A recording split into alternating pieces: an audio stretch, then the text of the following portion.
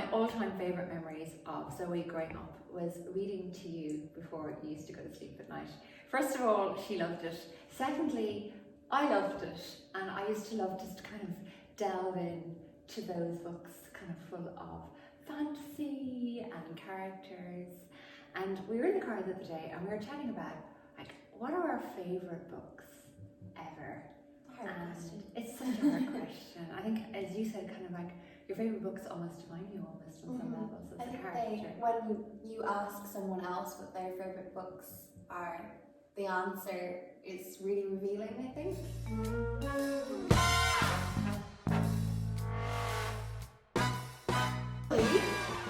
What are your top 10 at this point in your life favourite books? I think I'm not going to do 1, 2, 3, 4, 5. I think I kind of have a number one favourite, which I'll pop in at the end. But I have a few. One of them is a more recent edition, which I told you to read as well, and it was, thanks Mia, was quite popular.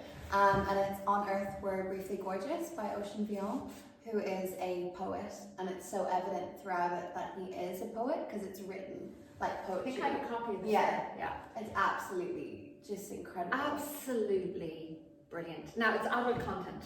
Oh. And it's painful at times, isn't it? Like you hurt when you're reading it.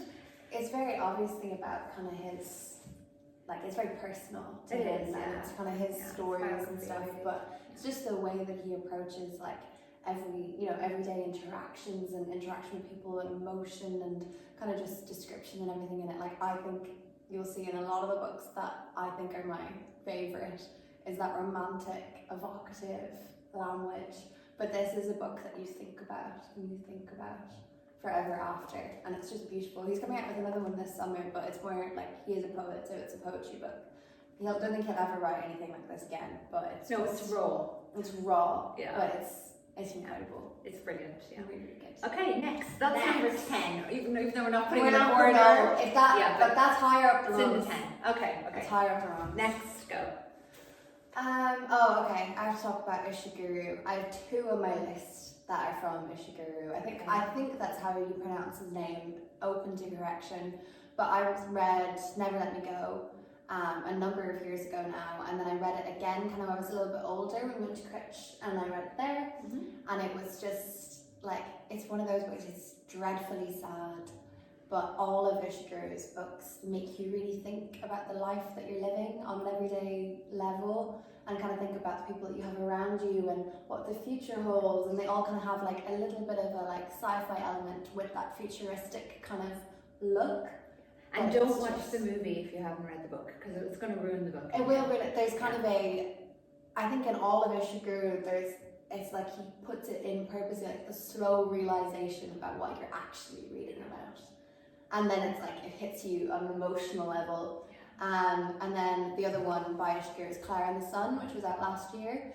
And I was in my final year in college, and I was heading into I was heading into my reading week, and I saw that he had one coming out, and I ordered it straight away, and I like devoured this in a couple of days. It's absolutely. I wait for this Never Let Me Go. Yeah. Okay. So next one is Picture Dorian Gray by Oscar Wilde. I read it. I originally went to see the play when I was We very went to see it young. in the Abbey. Yeah. It was an interpretation. Interpretation of it, and I went to see it when I was quite young. Yeah. And then I read it during lockdown, the first lockdown, that romantic period, and I just adored it. I just loved, once again, the way that he writes with that like evocative, like every sentence you just eat it. Like that's just what I love about literature. It's just like the descriptions, everything, and like his way of like writing about men, and like it's really just interesting and beautiful. And it's where I first kind of read about the concept of like duplicity and all those kind of themes, and it's just one of those books that every time I go back, and I have a lovely little copy of it, and every time I go back and read it, I just like, it's like nectar, it's like word nectar. It's just, I just love that kind of writing, even though I wouldn't have ever said that I was a big wild girl, but yeah, it's brilliant. Like, we all want a portrait in our attic, don't we? Well, better to vote no. Okay, next up. So this one's a little bit maybe offbeat to some, But I used to read this book in college, and it's The Woman in White by Wilkie Collins, and it went on to inspire a number of things in my own life with serialization, and I had an amazing teacher called Claire Clark, who I then later had for my thesis, and it was just the idea of reading it actually as it was written, because you know, we consume media so quickly, we binge the Netflix series, you know, we do all that, where this was, you know, one chapter a week that they used to get. So we used to read it semi like that, like obviously a little bit more, but just the whole way that that book is written with the cliffhanger and everything, the way it ties everything seamlessly together, the character development of all the various ones in it, like the main female, even though she isn't the main female character, like there's such a strong independent woman in it, and then kind of the other side of it, that because she is this independent woman she can't be beautiful, and then the Laura Fairley one who is beautiful is kind of an idiot, and it kind of just, the whole thing, I could talk about it forever, just because it's just a novel that is just so perfectly formed. Woman in White. I have never read it. No. It's just like, it's just so perfectly formed or something. But I kind of wanted to put one in my top 10 that was Wiki Collins. Along that like sensational. It was written 1890. Okay. Around then, open to correction. It's a big book. It's a big book. Okay, yeah. And I have lots of little notes in there and everything for you. But it doesn't seem like something that maybe would be commonly referred to, but I went on to write a thesis around detective fiction stuff, and this is what inspired all of that, because this is sensationalist, like sensation fiction, and that was this defined a whole new genre that later went on to become detective fiction, which The Woman in White, that's on my list. So next up. Okay. Next one has to be Jane Eyre, which I know is maybe not your number one, or maybe is your number one. Yeah, it's probably it doesn't seem like one that maybe would rank for me. But I really started getting into more classical. Just sometimes you're just reading a book and you're like, wow, you know, and it just has a huge impact on you in some way. And with Jane Eyre, like, it's just the whole way through, like, you know, sometimes when a book focuses on just kind of the development of one character, you can kind of go either way about whether or not you can appreciate it in terms of storyline and stuff. But that's just, the Bronte sisters are just incredible, and obviously an honourable mention does go to Wuthering Heights. But yeah, I mean Wuthering Heights would no longer be in my top 10. I think that's important, because books kind of change. Books change, and I think you evolve. Like, if you asked me when I was 11, I would have said Twilight. So, like, you know, I read them all, they were brilliant. They were brilliant, but, you know, I think you evolve, and I'm sure that if we did this again in 10 years, my list would be very different. Yeah. So another one that I want to mention that is just a work of fiction that I was just incredibly impressed by. If I ever decided to write a book one day or something, again, I suppose, I was just so impressed by the ending and everything. Like, so often we're disappointed by endings. But anyway, Where the Crawdads Sing by Violet Owens. Yeah, and it's just brilliant. I think she sold like an unbelievable amount of copies, and it's been made into a film. It is, with the girl from Normal People who played Marianne. Oh really? Yeah, she's the main character. Okay. But it's just one of those where I kind of, sometimes, I think maybe all of us are guilty of it, where you kind of riot against popular literature. You kind of don't want to like it because it's hugely popular, but this is one of those cases where it's completely justified. It's brilliant. It's amazing. Yeah, you get so into her head. And you get so in, and the poems all the way through, and the way it ties together, and the relationship she has throughout it, and you're kind of, you really at the end have a fully formed idea of who this person is, and it's still, you think that you do, and then it still shocks you. So it's really, really good. That wasn't a spoiler there, was it?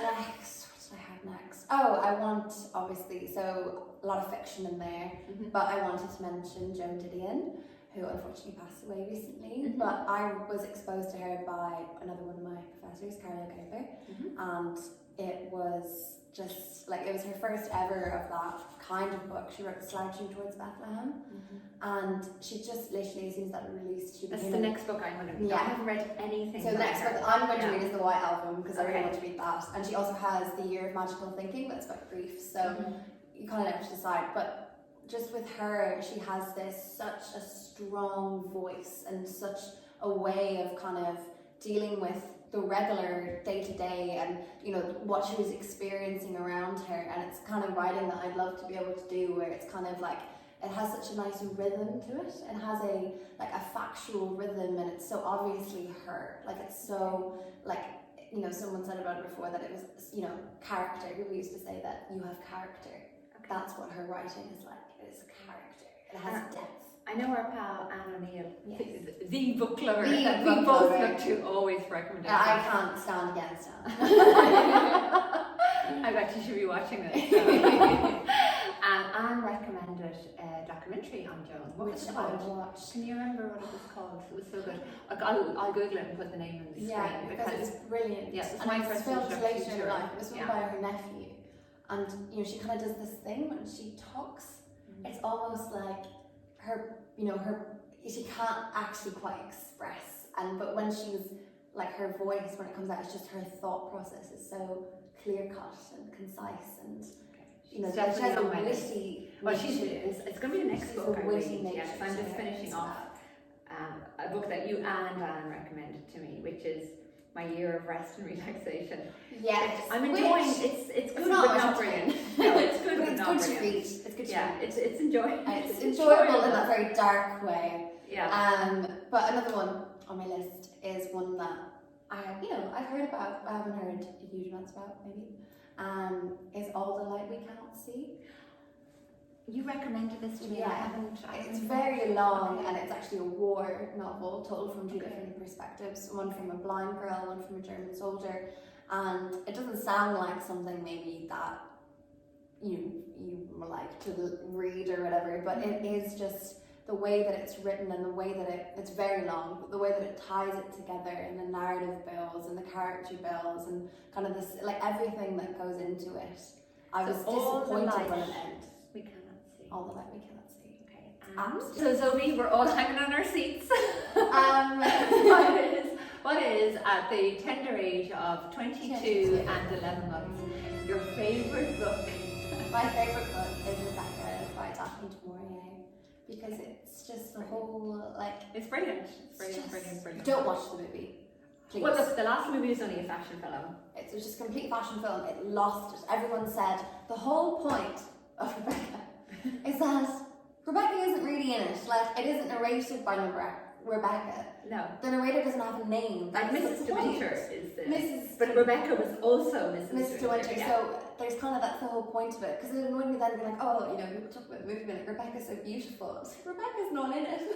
You know, but anyway, as a book, there was just something about it that just, like, it was just intoxicating to me in some kind of way. Just enthralled me. Just the beauty of it.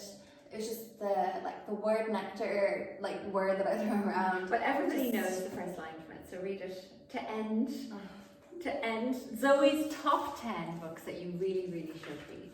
And they can be read at all ages. I've actually read 8 out of the 10 of them, so I have to kind of read the last 2. Last night I dreamt I went to Mandalay again. I just love this book. I bought Mum the 80th anniversary edition for Christmas because it's just beautiful. I'll just stand by it. I feel like it's one that will remain as my number 1 for a while. I think I'm at the right. We'll come back in 10 years' time and see how life has affected you and what your book choices are. Maybe it'll be that other one. My year of rest and relaxation next time. Well, it's great that the past is still in the future, you know. Zoe, thank you for sharing your 10 top books with us all and for listening to both of us on this week's Sunday Girl, and see you next week.